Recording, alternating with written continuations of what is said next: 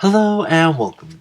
So in this video I'll be covering Barrows in old school Runescape. So what is in this guide that isn't already in every other guide out there? Well, it's really just one thing, but it's a useful thing. I'll leave an annotation on screen for that, but okay, so first off, what requirements are there for Barrows? Well, there's really one requirement, which is to complete the Priest and Peril quest, which unlocks the Mauritania area. After that, there are recommendations that I have, not required, but it helps for certain cases. Like, first thing to consider is how to get there. So this is my preferred method of getting to Barrows. There's no skill requirement for any of this, but it requires a few quests. Most are pretty easy. So first is the Ghost Ahoy quest for the Ectophial, which brings me to the Ectofunctus. Then there is the Fairy Tale Part 2 quest, which only requires partial completion of the quest up to the point where you use the fairy rings, so that you have access to the fairy ring. After that, to unlock the shortcut boat in the Mauritania Swamp, you need to merely start the Nature Spirit quest so that you get access to the Mauritania Swamp. So if you're up here, make sure that you only start it, that you don't finish it, because the quest itself gives defense XP. And as you can see here, I can still use the boat even though I'm still 1 defense, because I only started the quest, I didn't finish it. Next thing to consider is method of attack. So there are 6 Barrow Brothers, 4 of which use melee, 1 use range, and the other uses magic. For the 4 melee brothers, magic is pretty much required because of just how effective it is over any other attack style. Then for Karils, magic works as well because Karils technically has level 1 magic, therefore has 0 magic defense, as I'll show later. You could melee him if you want, or Mage will suffice. You could choose between the two. And the last Barrow Brother is Ahrims. There's 2 methods you could go about this.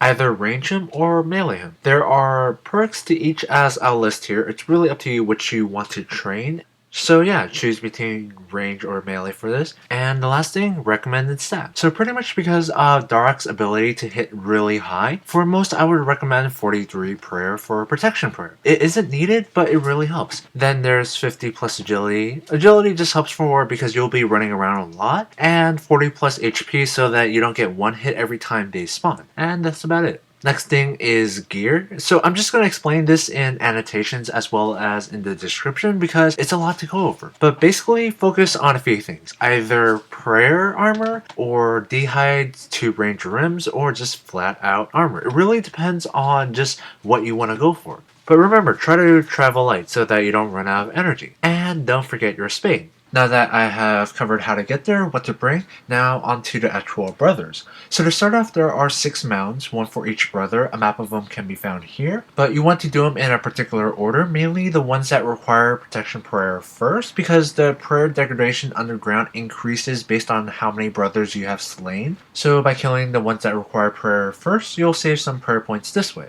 So there are 2 to 3 Barrow Brothers that I would recommend praying against. It's really up to you if you want to pray against them or not, but basically just start on the ones that you are gonna pray against. So first, most commonly, most people pray against Dharok because he has a high potential to 1-hit you, because the lower his HP, the higher his max hit. Most people are probably going to stick with the conventional method of praying melee, but you don't really need a guide to tell you that. So I'm just going to offer you my alternative method, which is completely optional. It's up to you if you want to do it this way or not. So the method I'm about to explain only works on the melee brothers because the melee brother, their attack range only extends to directly in front of them, so you can take advantage of this. So since this only works on the melee brother, this is Dharok, Varrock, Torag, and Guthans. So I'm going to call this the Tryhard method because it's going to take a lot more effort than if you were to just pray melee. So it comes down to if you want to put this effort in to save some prayer points. So first up, as usual, open the chest to summon the brother. Then you want to run around the sarcophagus so that the brother is on the opposite end, like here. Then turn walk on and open up your spellbook because you'll be manual casting all of this. Select whatever spell you brought and cast it on the brother with walk on. And once you see the cast animation go, you want to hold down the control button, which is the shortcut key to toggle run on the control button. And just run around the sarcophagus to the opposite end, like so. And then repeat this over and over until it dies. So this works clockwise as well as counterclockwise. And that's all there is to it. You're just taking advantage of the fact that the brother only uses melee, so he has to get within melee range. But since he only moves at 1 square per tick, and you move at 2 squares per tick, you pretty much outrun him every single time. And you can do this going all the way around. So this could be done on all the melee brothers. It works better on some of the different sarcophagus because this one is pointing west to east. So you can only do this on the north and south side, like running around. Whereas if you were to do it to like Dharok and Tryhard, you would be able to do it on all four sides of the sarcophagus. Second and third, Ahrims and Karils both can hit pretty hard, especially if you have low defense. I usually choose to use Protection Prayer against these twos because prayer pots are stackable and the food you will eat if you don't pray is not. So this just leads to longer trips, more chests if you use prayer, and overall better. So there's really nothing special that you can do against Ahrims and Karils except if you want to prayer flick. What prayer flicking is where you just turn on your prayer just as you're about to auto attack and turning it off right after. This takes a little practice, but it's not exactly hard because the game measures time in ticks. Each tick is 0.6 seconds, so it's a reasonable window to turn on and off your prayers. But again, this is just small things that you could do to just use less supplies. So now on to Dharok. So the good thing about this chest is that it's vertical. It's pointing north and south. Like, look at the compass and the position of the sarcophagus. The good thing about this is that you're able to do the tryhard method without losing any game ticks. Meaning it's just as efficient as if you were just auto-casting with prayer on, doing nothing special, just auto-casting. And the difference though between that and this is that I completely avoid Dharok's auto attack, as well as his passive, which allows him to hit through armor as well as prayer. So I pretty much save from having to use prayer pots and I don't lose any food. So there's two upsides to this. So Tryhard also has the vertical sarcophagus, so that's a good thing, but he's also my tunnel. So one of the 6 Barrow brothers will have their sarcophagus lead to an underground tunnel. It changes each time that you loot the final chest underground, but I'll come back to this point. So heading over to Guthan's, it's the same sarcophagus as Dharok has where it's going east to west, so it's going to be a bit slower, but in the end I'm still saving prayer pots, so that's kind of a good thing. So all I'm really showing here is that it's doable, just like it's doable for Dharok. So once you've killed 5 of the 6 Barrow brothers, which by the way, the reason you're killing them in their sarcophagus room is because fighting them there will guarantee that they will spawn for sure. Also, they are lower level if you fight them in their room compared to if you fight them even further underground. And also, when you're opening doors underground, there's a chance that one of them could pop up randomly. Whereas if you just fight them in their sarcophagus room, you're pretty much guaranteed that when you click on the chest, one of them will spawn. But so once you've killed 5 of the 6 Barrow brothers, you'll want to go into the tunnels, you'll be given a warning, and when you decide to go through, you'll be placed into one of 4 possible locations, which I'll highlight on the map of where you'll placed. And once you're down in the tunnels, you want to first make sure you know where you are by looking at the compass and looking at the rooms adjacent to you. Also, make note of this ladder placement right here. This will be an important point later on.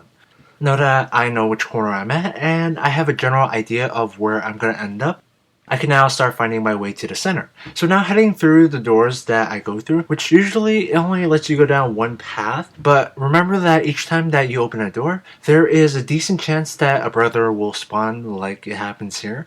And it could spawn any of the brothers you have not slain yet. Another important point is that it can spawn multiple of the same brother like it does here. But this is actually good for me because in this room I could safe spot the brother without having to use prayer. This only works on the melee brother. It doesn't work on Ahrims or Karils. It only works on the melee brothers.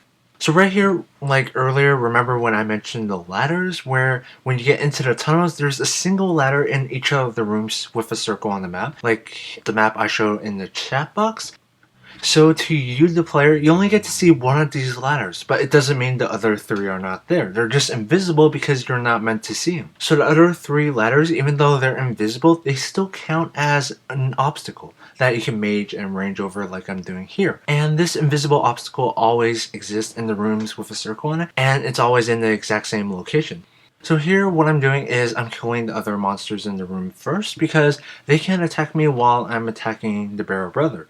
So if you're low defense, these can hurt pretty hard and waste some unneeded food. So I'm trying to get rid of them early on. So once all the monsters are in position where they cannot attack you anymore, you can just proceed to mage the melee brother in peace. So remember that this only works on the melee brothers as well as, well, pretty much all the kill count monsters down here because they're all melee. So this won't work on like Ahrims or Karils, but I mean 4 out of the 6 brothers are melee. So this will definitely save a lot of prayer points because at this point you should have already killed 5 of the 6 Barrow brothers. So once you've killed the brother, you want to locate 2 other safe spots that you can alternate between. And this kind of includes running between the invisible ladder, safe spotting it there, get your kill count, and then running to the outer rim of the tunnels, and then running behind a rock to safe spot the monster. And this is also where choosing to use range against Ahrims will benefit you, because using range makes it incredibly easy to get kill count. Whereas if you decided to go with melee, you would be face tanking them, and if you have low defense, this could really hurt.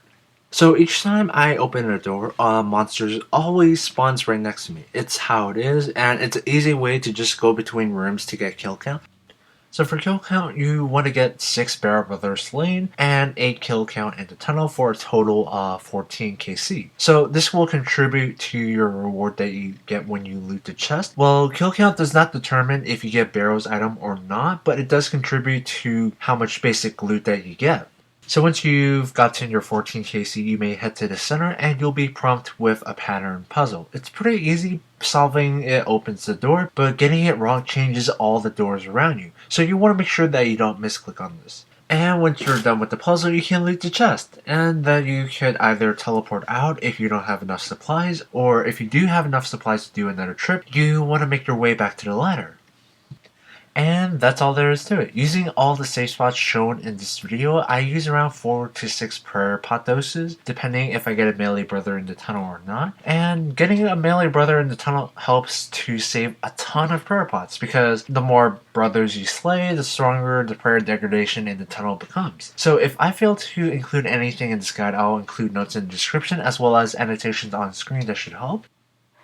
So now I should just be talking over the safe spot locations in the tunnel, like clips demonstrating each spot, and there should be annotations on screens for if you want to click on a specific area to see how it's done. So as always, thank you very much for watching and have a nice day.